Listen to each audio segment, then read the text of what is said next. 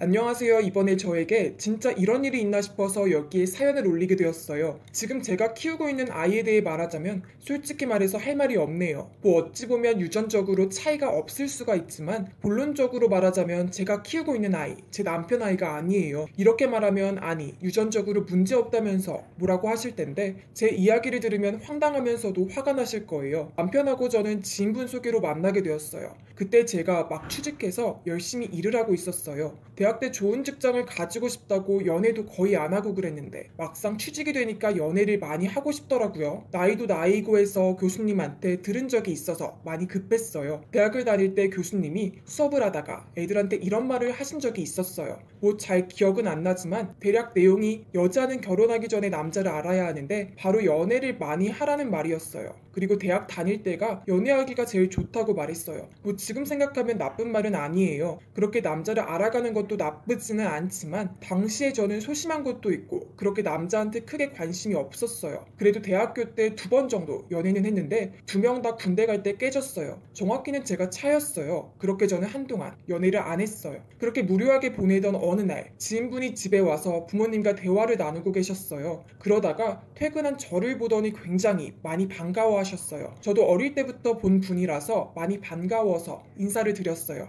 내가 못 본 사이에 숙녀로 자랐네. 아, 이 아저씨가 마침 너한테 할 말도 있어서 이렇게 왔단다 하고 말하는데 그 지인분한테 자신의 친구가 있는데 거기에 아들이 저하고 나이대가 비슷하다고 해요. 마침 거기는 슬슬 결혼을 생각을 하고 있다고 해서 왔다고 하는데 처음에는 벌써부터 결혼이라고 생각해서 내키지 않았는데 지인분이 사진을 보여주면서 이게 너하고 결혼할 상대다 라고 말할 때 바로 마음에 들었어요. 비록 부모님들 자기들끼리 막 처리하는 것 같아서 기분이 꺼림칙했지만 그동안 연애를 못한 탓인지 안 그래도 급한데 사진 속 남자가 너무 잘생겨서 일단은 만나보는 것도 좋다고 생각해서 만나보겠다고 말을 했고 지인분은 다행이다라고 말하며 약속을 정해주셨어요. 지인분이 본업이 요리사이고 자신만의 식당을 가지고 있다는 정도만 알고 있는데 막상 가보니 고급 레스토랑인 걸 알고 근사하다라고 감탄하며 소개팅을 할 남자를 기다렸어요. 뭐 이쯤 되면 그 남자가 누구였는지 아시겠지만 바로 남편이었어요. 어쨌든 남편을 처음 보는데 깔끔한 정장 차림을 입고 있어서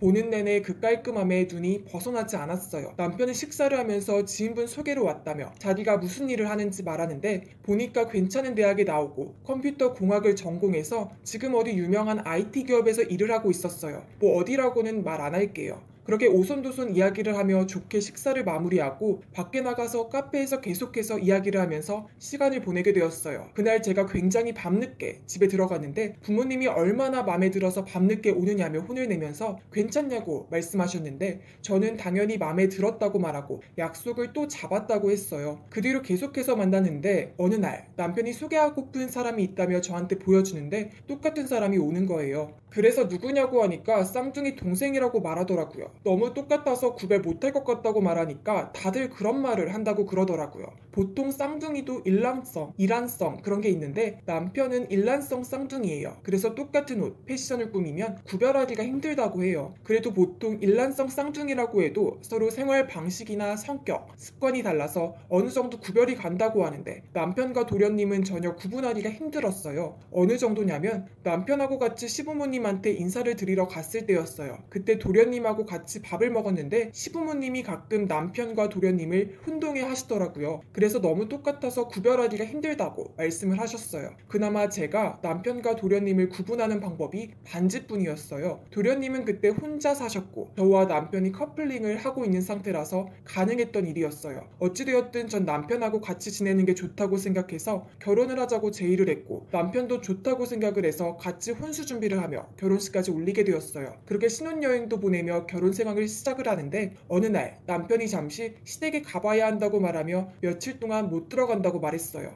회사에서 건강검진을 받았는데 저한테 결과를 안 말하고 안 좋은 표정으로 한동안 보냈었는데 전 아마 요양 때문에 그런 거구나 라고 생각을 했어요. 그래서 저는 알겠다 하며 외롭게 보내다가 남편이 돌아왔는데 왜인지 좀 어색하더라고요. 뭐지 하며 이리저리 살피는데 커플링 반지는 끼고 있는데 말하는 게 뭔가 남편스럽지 않은 부분이 조금 있었어요. 하지만 그래도 습관이나 그런 게 남편이라서 별 이상 없이 넘어갔고 같이 지내면서 아이를 가지게 되었어요. 그러자 남편이 자기가 출장을 간다며 말하는데 저는 아무리 그래도 애가 있는데 이러는 게 어딨냐고 하면서 그래도 회사에서 해달라고 부탁을 사정사정했다는데 뭐 별수가 있나요? 그래서 출장을 가고 한참 동안 집에서 혼자 있다가 남편이 돌아오는데 이번에는 그래도 친근감이 느껴지더라고요. 이때 의심을 했어야 했었어요. 그 전에는 분명 남편인 것 같은데 가끔 남편이 하지도 않은 습관이 보여서 이상했거든요. 그래서 뭐지 하며 요즘 이상이 있나? 라고 생각을 했는데 출장을 갔다 오더니 그런 게 안 보여서인지 그런 생각은 사라지더라고요. 그렇게 해서 남편하고 같이 행복하게 지내고 있었어요.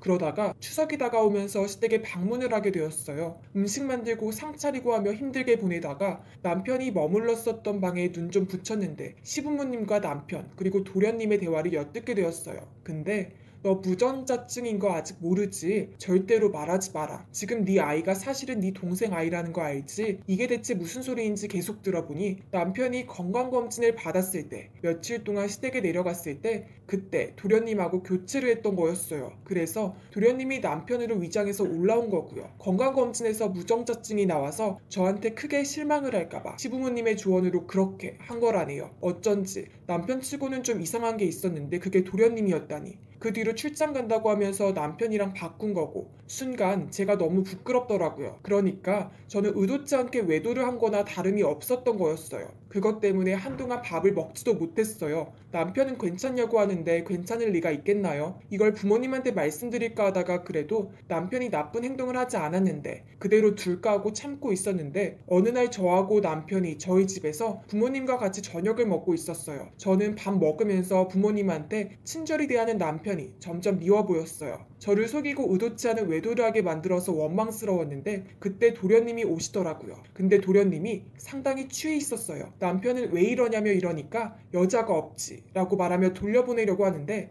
형 이러면 안 되지. 나 덕분에 이 결혼 유지되는 거잖아 라고 말하며 그동안 있었던 일들을 다 말하는데 전 그걸 들으니 속이 후련하더라고요. 이제야 부모님한테 그 사실이 전해져서 다행이라고 말이라고요. 부모님은 대체 무슨 일이냐며 손주가 남편 아이가 아니냐며 추궁을 했고 저는 그제야 저도 이 이야기를 들었고 그것 때문에 밥을 못 먹었다며 죄송하다고 빌었어요. 그때 남편의 얼굴이 상당히 많이 경직이 되어 있었어요. 결국 남편은 아버지한테 멱살을 잡히게 되었고 정말 무정자증인지 비뇨기과에 가서 확인하니 정말 무정자증이었어요. 심지어 아예 정자가 안 나오는 심각한 상태였어요. 남편은 싹싹 빌며 한 번만 봐달라고 말했지만 이미 늦어버렸어요. 뒤늦게 시부모님이 오셔서 제발 이러지 말라며 아이는 그래도 쌍둥이인 도련님의 유전자도 남편하고 같을 테니 사실상 남편의 유전자를 이어받았다고 생각하라고 하는데 유전자는 유전자고 사람은 사람이잖아요. 저는 어림없다고 딱 잘라 말하며 그분들의 제안을 거절했고 전 사기 결혼, 사기죄로 고소까지 했어요. 그리고 이혼 소송을 하여 양육권 가지고 싸웠어요. 일단 배상금은 받았는데 문제는 아이였어요. 아무리 그래도 남의 아이를 낳은 것 같아서 처음에는 좀 그랬는데 그래도 제 아이이고 제가 낳았는데 어디 버릴 수가 있나요? 그래서 양육권을 가지게 되고 남편한테 양육비를 받게 되었어요. 위자료까지도요.